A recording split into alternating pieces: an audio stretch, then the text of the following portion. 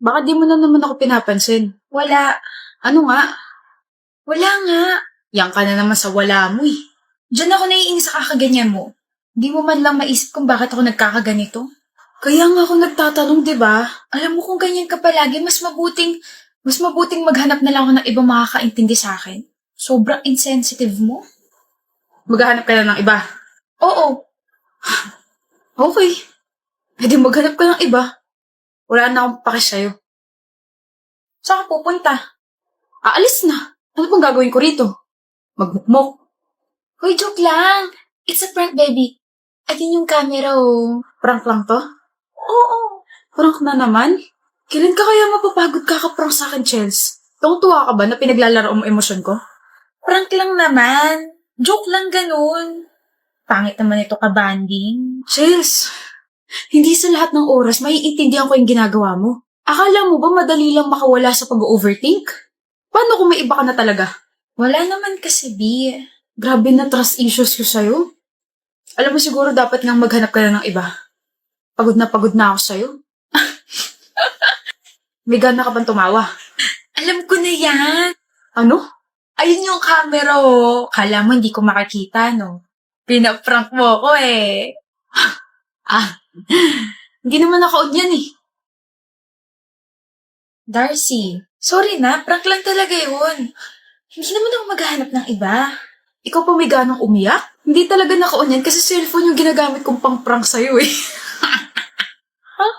Sa wakas, nakaganti na rin. Prank mo pa ako ah. Tama, nakakalaro sa emosyon ko, bebe. Last na yung kanina. Pag inulit mo pa yun, ay, naku talaga. Visit ka. Ikaw na una, tapos ako pa buwisit? Grabe talaga. Sino ba kasing nagpauso niyang breakup prank na yan? Kakasira ng emosyon. Hindi ka nayayakapin na lang kita.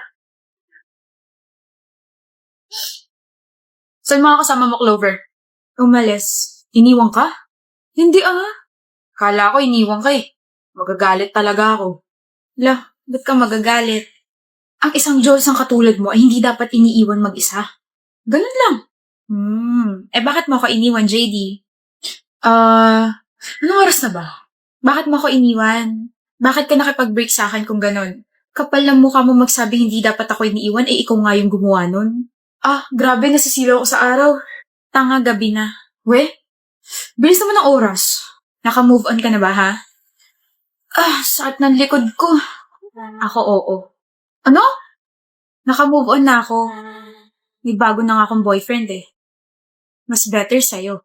Kailan pa? Ang sakit ng likod ko. Come on, kailan pa? Sakit sa mata nung gabi. Clover, dali na kasi. Last week lang. Seryoso? May Iba ka na? Siyempre, joke lang. Ang tingin mo sa akin, mabilis maka-move on. Kinabahan ako rin ah. At bakit? May feelings ka pa sa akin, no? Kaunti. Kaunti? Kaunti na lang mababaliw na ako sa'yo. So, bakit mo nga ako iniwan? Nagloko ko. Kagstick. Nagloko ako sa quiz. Ano ba? Pinakaba mo ko. Girlfriend ko hinahanga ng mga estudyante dahil matalino na maganda pa. Samantalang ako, nag-cheat sa quiz. Bobo ka kasi. Bobo talaga ako. Ano? Bobo ka kasi. Nandito naman ako. Tutulungan kita. Nahihiya kasi ako. Mahiya ka talaga. Ang talino at ganda ng girlfriend mo tapos ganyan ginagawa mo. Kaya tara na. Saan? Magbalikan tayo at tuturuan kita sa mga subjects na nahihirapan ka. Oy, nagniningning yung mga mata. Oo na. Masaya lang ako kasi hindi na kita ex. At hindi ka na magtatanong ng why kung bakit kita iniwan. Nasingit mo pa yung variables ha. Kilabutan ka nga. 1, 4, 3. Takti. Mahal, tulog na tayo. Sandali lang. Nahihi ako. Mahal, magsisiyar ka? Grabe, sumakit yung tiyan ko sa kinain natin ng merienda. Kaloka. Ba't ka nandito? Malamang nag-CR ako. I mean, di ba nasa kwarto ha? Huh? Kanina ka pa nandito? Oo nga, ano mayroon? Sino yung nasa kwarto? Ako rin. Matagal na akong patay, di ba mahal ko? Nakalimutan mo na ba? Nanilasan mo ako? Dito lang ako sa tabi mo. Kabayaran dahil sa ginawa mo. I'll let you choose your partner for this project. Reporting will be on Tuesday, okay? Class dismissed. Lugi naman yung choose your partner. Paano pag walang masyadong friends? Oy, Claire, partner tayo. Naku, sorry, Aisel, may partner na ako eh. Oh, Jonathan, crush mo ko, di ba? Tara, partner tayo. May partner na ako, tsaka hindi na kita crush, no? Reject mo ko eh. Paano kita hindi i-reject eh, hindi pa nga kita jowa, demanding ka. Hindi na gusto ako maging partner. Pabuhat naman. Ako gusto kita, Yulo. Kagulat ka naman, Cruz. Gusto kita. I heard you, okay? Wala na akong choice kaya sa'yo na lang ako. Akala mo naman gusto kita maging partner. Hoy, Cruz, wala na rin akong choice, no? So tayo na lang. Oo, tayo na lang. Teka, bakit parang tunog ka diri yun? Hindi kita gusto. Gusto ko lang tusukin yung mata mo, Anton Cruz. Wala naman ako sinasabi, Aisel Yulo. Tsaka hindi rin kita gusto, no? Ingay mo, ang gaslaw mo, ang siga mo pa. Mas lalo hindi kita magugustuhan dahil, bakit parang walang mali sa'yo? Nakakairta naman. Ang ingay niyo, bakit hindi na lang kaya kayo? Kami ni na kaya. Partner na namin ang isa't isa. Yun ang ibig namin sabihin. Ano? Your place or my place? Cruz, hindi pa ako ready sa mature roles. Uy, Gagawa tayo ng project. Isip mo bulok. mas bulok ka. May pagganon ka pa kasi. Pwede namang sa cafe na lang malapit dito sa school. Don't be late tomorrow, ah. Tell that to yourself. Huwag mo ako masyadong isipin para hindi ka madistract bukas. Hirap naman yung gusto mo. Ngayon pa nga lang, nadidistract na ako sa labi mo eh. Shucks, ano ba yung sinabi ko? Ba yan? Picture tayo. Kanino mo na naman isisend? Kay Benz. Nasaan na yun? I'm ready. Picture na. Teka, may na-realize lang ako. Bakit kayo magka-chat ni Benz? Bakit kayo magka-chat ng crush nating dalawa? Ha? Ha? Ay. Balita ko kayo na raw ah. Paano mo nalaman?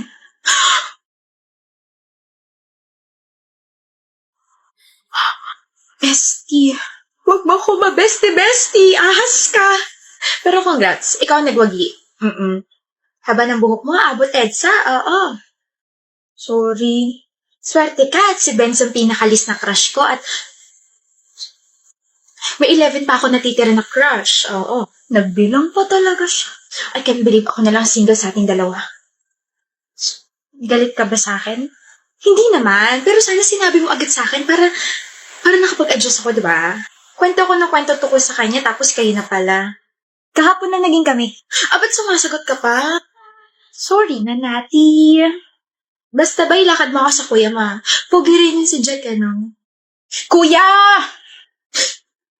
Bakit? Si Nati nga pala. Hi. Kalala ko yan. Di ba ikaw yung nagpa-picture sa akin last year? May girlfriend ako bata.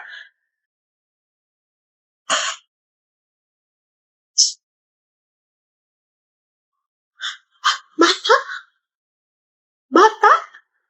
Kapal. Naman ako minor ah. 10 na lang yung crush ko, Jerry. Kailangan ko pang kumain ng kumain para sa love life ko. Visit ka kasi. Ang sarap ng mga pagkain, Gael. Thank you so much for taking me here. You're very much welcome. Mag-bill out na tayo? Sure. How much, Gael? 2,700. Bakit mo nilalabas wallet mo? Kasi I'll pay. No! Bakit naman ikaw magbabayad? Sorry, nasanay lang. Wait, sorry. Nasanay? Yes. Pwede ka bang magkwento? Kwento ko na lang yung naging date ko before this one. Did you enjoy the food, Larissa? Sobra. Thank you so much, Asher. Bill out na ako ah. Here's the bill. Magbayad ka na. Huh? Sorry, alam kong first date natin to, pero kasi ako na yung nagbuhat ng conversation natin. Kumbaga, ang laking ambag na nun sa date natin, kaya I think you should pay. I'm sorry din, pero Correction, pero hindi naman tayo masyado nag-usap. Wala ka bang pambayad? I thought you're rich. Fake lang ba yun? Are you a gold digger? Sorry, okay, just tell me if you're broke. Ako na lang magbabayad. That's rude, Asher. Nagtatanong lang ako. Ako na. Dami pa sinasabi. Don't worry. Next time ako naman magbabayad. What's so funny? Sino may sabing i-date pa ulit kita? Kapal ng mukha nun, ah.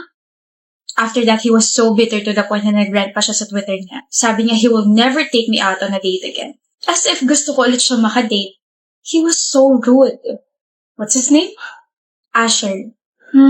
Asher moments. So, let's split the bill na lang? Look, I was the one who asked you out and I will ask you out again. Tsaka nag-effort ka to show up here and listen to all my kwentos. Enough na yung Larissa. So, let me pay, okay? Okay. That's great. May girlfriend ka na, Cho? Wala pa, pero liligawan ko na. Maganda, mabait, matalino, matangkad. Nasa kanya na lahat, paring Philip. Walang eki sa personality niya. Wala! She's almost perfect. She's also clingy, loyal, and sweet. Wala ka nang hihilingin pang iba. Ganun ba? Basta. Alam kong ito na ang mapapangasawa. Hello, nagkaaminan na kaya kami. Tsaka alam mo namang date to marry ang peg ko, di ba? Hindi ko na pakakawalan to. Bakit parang... Parang ano? She's too good to be true. Parang punong-puno ng red flags yan, ah. Inggit ka lang yata kasi nagloko sa'yo ex mo, eh. Walang personalan gunggong na to. Hindi ko kailangan ng opinion mo. Basta gusto ko siya at gusto niya. Period. What if i-test mo siya? Ganito gawin mo.